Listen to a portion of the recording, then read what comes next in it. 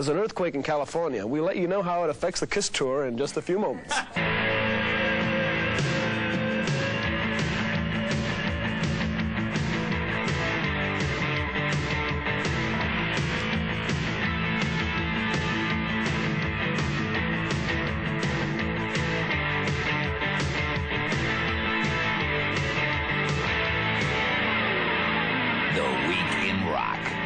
This week, we're touring with INXS and David Lee Roth. We're also going to a Dennis Hopper Film Festival. And Randy of the Redwoods is looking back on Super Tuesday. Hi, I'm Carolyn Heldon. Welcome to the Week in Rock. I'm Kurt Loder.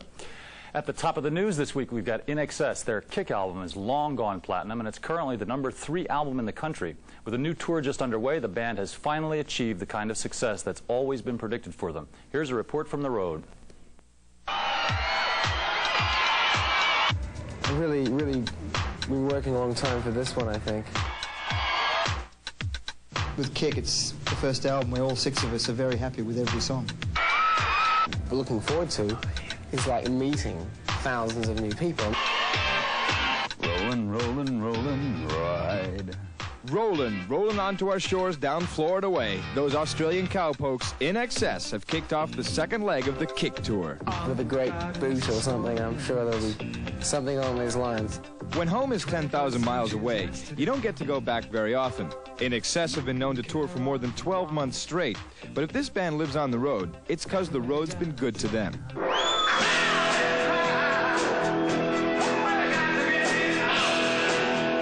Being on the road all the time has been a major contributing factor to what success we've had. We're not an overnight pop sensation band or something like that. You know, INXS wants to be around and it wants to prove to the world that we're a band that matters. It's, you know, it's something we've always based our whole career on, is playing live. So that's why we play live so much. It's a big world. You know, we've got to cover it. Well, life on the road can mean a lot of things. It can be time to read the papers, time for analysis, or time for some serious bonding. But what's the best part? Would have to be the concerts. It's the gig, you know. I mean, I love traveling. The shows, the girls. And according to a rather informal survey, the feeling's mutual. The cutest guy has to be Michael Hutchins, the drummer. They're so amazing.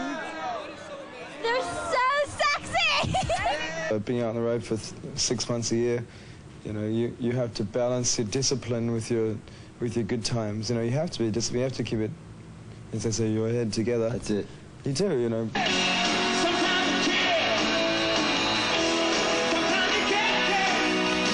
Well, 88 promises to be a good time for INXS. On the road and on the charts, they're crossing the line from stardom to superstardom.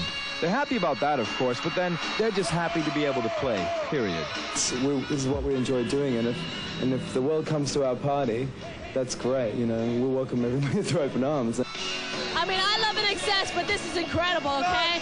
I mean, I am super, disappointed that I have to go to the bathroom or else I would have stayed in there, okay? It's incredible. With his new Skyscraper album poking through to the upper reaches of Billboard's chart, David Lee Roth kicked off his 3-ring rock and roll circus in Florida this week. As usual, Dave functions as lead singer, acrobat, toastmaster, and general advertisement for himself. Here's how he sums up the show. Yeah, this is the roaring 80s. This is more bang for your buck, more than you ever got before. I like high-pressure music, you know that. I've been here doing this for a little while. But there's always a little more adventure right around the corner. Let's try a different instrument, and nothing socks it to you more than steel drums. Guaranteed. You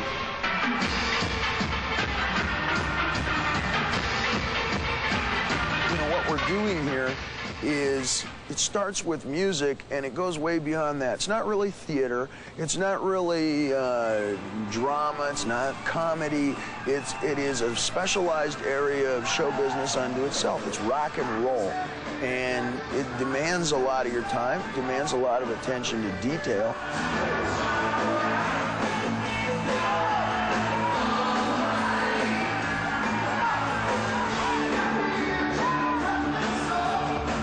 the show goes off, you start to play, and by the second song, everything's going right, and your blood temperature goes up a little bit, and the blood sugar is skyrocketing, and you run backstage, you go, "What the hell do you mean I didn't?" And everybody understands what you're saying because that's how everybody is running off, and that's part of the thrill. It's like going zoom.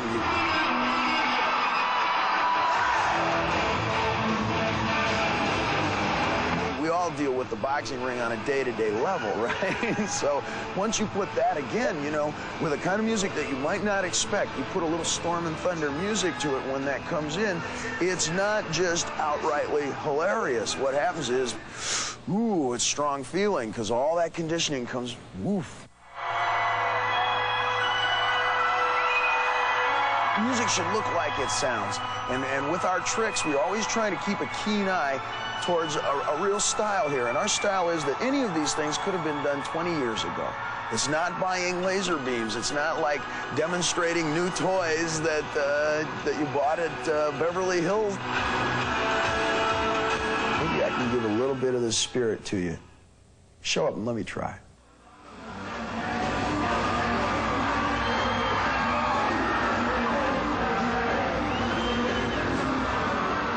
Dave and the band will be on the road for another 10 months, and we'll have a profile of guitarist Steve Vai a little later in the show. Michael Jackson took a break from his tour Thursday to receive an award from the United Negro College Fund in New York. Among the famous faces in the crowd were Quincy Jones, Elizabeth Taylor, and Liza Minnelli. President Reagan sent a taped message, and Whitney Houston sang America the Beautiful. Michael received an honorary doctorate from Fisk University and made what was for him a long speech. I can't believe I'm nervous. Michael went on to thank God, his friends, and his parents, and also talked about why he was there. About the United Negro College Fund, an education opens a person's mind to the entire world. There is nothing more important than to make sure everyone has the opportunity for an education. To want to learn, to have the capacity to learn, and not to be able to is a tragedy. I am honored to be associated with an evening that says this will never happen. Thank you. I love you all. Thanks to a scholarship fund he set up and a recent benefit concert, Michael is one of the United Negro College Fund's all-time largest contributors. Trash cult movie star Divine died on Monday of heart failure in a Los Angeles hotel room. Divine was 42, and he was a man who could make the most bizarre kinds of behavior both funny and lovable. I'm a character actor, which I think is a hard pill for a lot of people to swallow, but that's what I am. A lot of people found Divine's act pretty hard to swallow, but from the start he displayed the defiant flair of a true star. It's virtually impossible to be filthier than Divine. Divine was born Harris Glenn Milstead and had the good luck to grow up in Baltimore, where he fell in with hometown filmmaker John Waters. In the 70s, they made a series of garishly grotesque low-budget movies that became cult trash classics. Divine lived up the street from my parents. I used to see him waiting for the bus with a different color hair every day, and my father would go, "Oh my God." And I thought, God, imagine what he could do in a movie. It just happens that I specialize in these women's parts because they were the parts that were given to me. Nobody played women quite like Divine.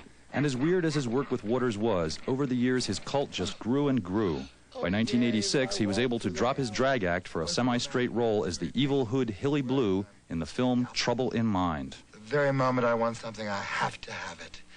Nothing ever satisfies me. It happened just last month when Divine and Waters finally crossed over into the mainstream with their first major hit, Hairspray. Doing the beauty shop? Divine died on the brink of the mass stardom he dreamt of for so long. A cruel irony that was not lost on his friend Waters. He was just so happy, you know. He would say, "Can you believe we came this far? Thank you." And one-time teen star Andy Gibb died in England Thursday morning, 5 days after his 30th birthday. According to his record company, Gibb died of an inflamed heart, possibly caused by viral infection. The younger brother of Bee Gees' Barry, Morris, and Robin Gibb, Andy scored hits of his own in the late 70s with Shadow Dancing and I Just Want to Be Your Everything. We'll be back with the Dennis Hopper Film Festival, Randy's look at Super Tuesday, and our profile of David Lee Roth guitarist Steve Vai. Right now, I'm videotaping myself doing an MTV interview, right? I'm videotaping you, videotaping me, videotaping you, videotaping me, videotaping you. No, and I'll like take this and watch it at the end of the tour, and we'll watch it on the bus tonight. haven't visited any of the planets, but if there is life, I would like to see some of it. Where do you think I'm from? It looks like they're in New York to me. They all look like a bunch of aliens. See, right over there? I myself am from another planet. Yeah, they probably come down here like those things in South America, you know, those big landing strips that they probably did that. How come they always land in some farm in Missouri, you know? Why don't they land in Central Park? I was just in Tennessee, actually, and there are quite a few people there who could possibly have come from other planets. I hope there's life on other planets because I question the existence of life on this planet. There's no God if there's life on other planets. Welcome back to The Week in Rock. Everyone's got their own ideas about visitors from other planets, obviously. But the best-selling paperback book in the country is all about a guy who says he's had first-hand contact with them. In Communion, author Whitley Strieber details his real-life abduction by and interaction with otherworldly visitors. The book has sold almost 2 million copies, and we'll be hearing more on the subject from the author soon. A sequel called Transformation will be out this fall, and a Communion movie is, of course, in the works. Sex researchers Masters and Johnson stirred up a storm of new AIDS controversy this week with their latest book, Crisis. The pair contends that twice as many Americans are infected with the virus than is currently believed, and they say that it can be transmitted through such casual activities as kissing. While many renowned AIDS experts disagree with the book's conclusions, Masters and Johnson defended their work. Dr. Krim has not seen the book yet. As of this morning, we hope she has one in her hands. We sent one to her for delivery this morning, but at the same time you got yours. Like ourselves, Dr. Krim is only interested in finding answers, in preventing the disease. Since the 1950s, Dennis Hopper has been one of Hollywood's most celebrated renegades. His twisted screen characters have disturbed moviegoers for decades, and with his recent success in Blue Velvet and River's Edge, Hopper's work is having a renaissance. New York's Film Forum Theater is presenting a 3-week Dennis Hopper Film Festival, and here's why the guy deserves it. Dennis Hopper must have been born to be wild. In 1955, he played a knife-wielding punk in Rebel Without a Cause. 30 years later, he's still playing dangerous characters on society's edge in films like Blue Velvet and River's Edge, and he plays them like nobody else. Put the gun right to the back of her head, blew her brains right out the front. I was in love. I strangled mine. Did you love her? I don't think it's simply a matter of him going in front of the camera and just acting like Dennis Hopper. I think each of those characters, even if they share certain kinds of qualities of being deranged, are different characters. They differ from each other. Oh, yeah, man, it ain't like I'm stoned, you know, man? But like in the 60s, the real Hopper wasn't all that far from his crazed characters, like the stoned-out hippie in Easy Rider. That film was also his directorial debut, and its unexpected success helped establish Hopper as the wild man of young Hollywood. It got great, massive reviews, great reviews. It made its money back the first week in one theater in New York City. Well, after that, I could sort of write my ticket. Get your camera ready! Hopper eventually wrote his own ticket out of Hollywood as his movies and his life got wilder and wilder. He vanished for most of the 70s, but then began a comeback as the shell-shocked photographer in Apocalypse Now. Oh, Mommy. He's still convincingly crazy on screen, but Hopper says his real life is now more sane than ever. Like right now, sobriety is really important to me. It's so important that the idea of doing a line of cocaine or smoking a joint or disorienting my mind or having a drink is hideous to me. I ain't feeling real good. Hopper's career has gotten more respectable as well. Last year, he even got an Oscar nomination for his down-and-out drunkard in Hoosiers. But that same year, he also had his scariest role ever as Frank Booth, the psycho in Blue Velvet. Given his past, says Hopper, the minute director David Lynch told him about the role, he knew it would not be a stretch. I called David over the telephone when I got the part. I said, don't worry about a thing. He was in North Carolina. They were already shooting. I said, I am Frank, so you don't have to worry about anything.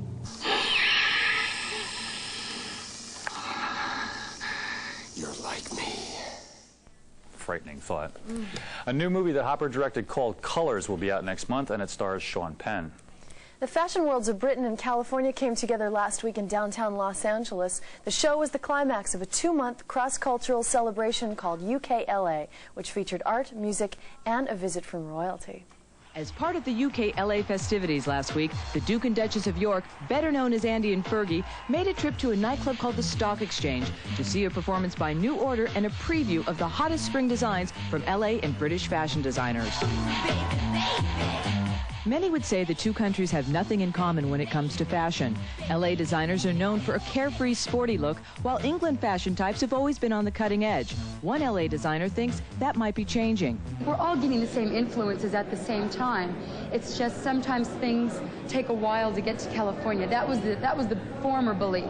And now it seems like there's a lot of fresh ideas coming out of California that are affecting the aesthetic and the way people design clothes all over the world. It's not just, you know, surf and sundresses and Levi's in California anymore. Design. What's interesting is some English designers drew ideas from the New World for their spring lines. Boy showed off America's Stars and Stripes, and Rifat Ozbek went south of the border. LA designers branched out this season, creating a more sophisticated urban look while keeping an eye out for what people want to wear to nightclubs. Designer Glenn Williams gave us an overview of some spring shapes. I think you're going to see a lot of rounded shoulders and fluid shapes, feminine, sexy skirts going a little longer as well as short. You're going to see a lot of belted cinched waists.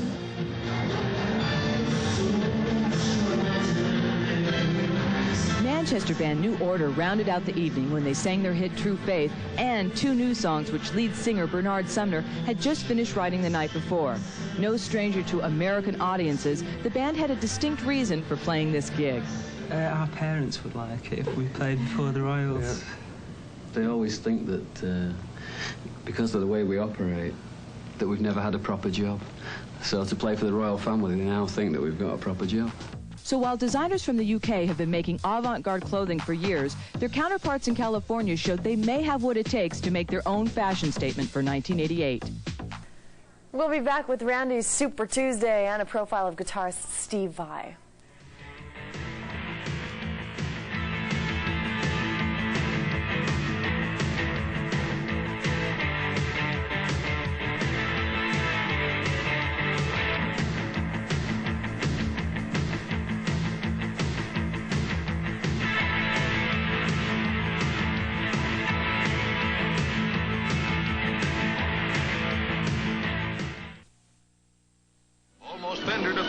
Fight it out for position as the pace gets hotter during final laps. 3 cars scramble for the lead, and one goes out of control and is smashed by another. But they walk away from that one.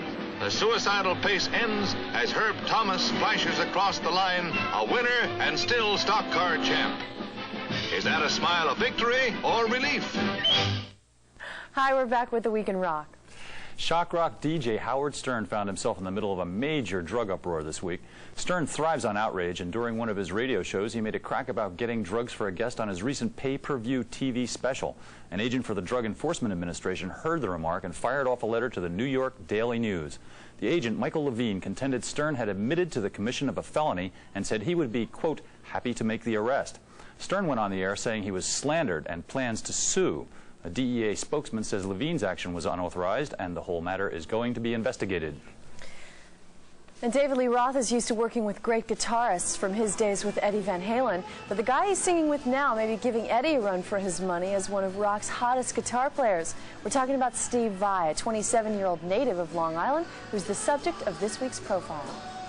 Well, I used to listen to Jimmy Page a lot. He was a big, influence. Hendrix, all the greats, There was a lot of people who I was influenced by that really didn't have much to do with the guitar, so to speak. Say, like, I was a big fan of Alice Cooper.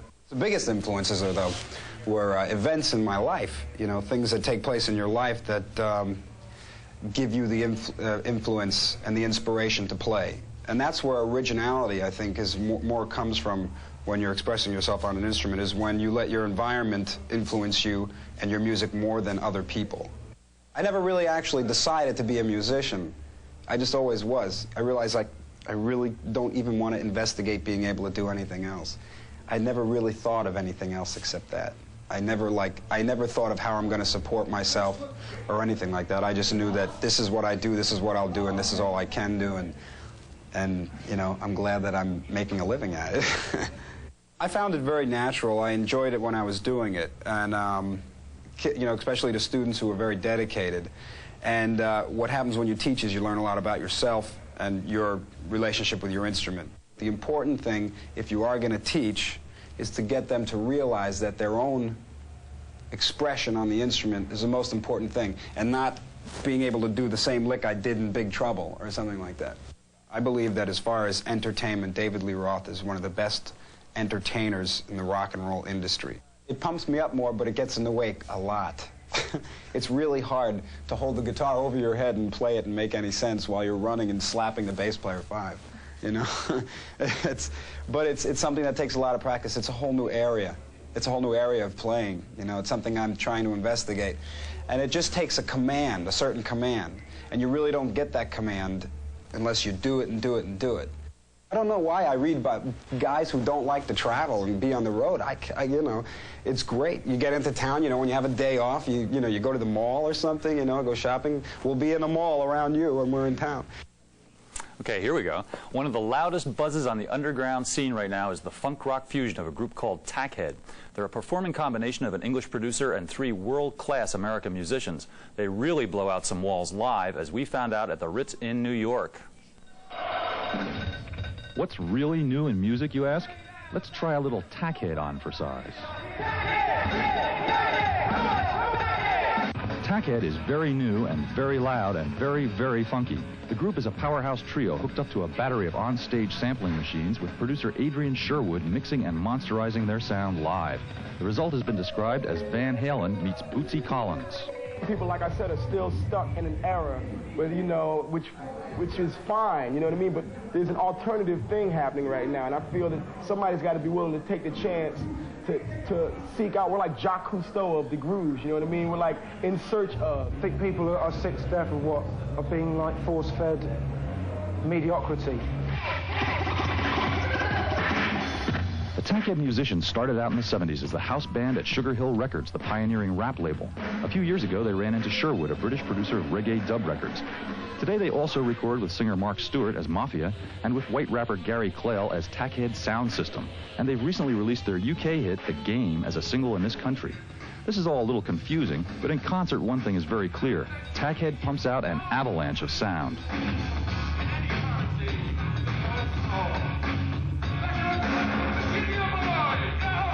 Either they leave like this, you know what I mean? Or they leave like, yo, you know, so it's like... And you either love it or you hate it. Yeah, but you know right away.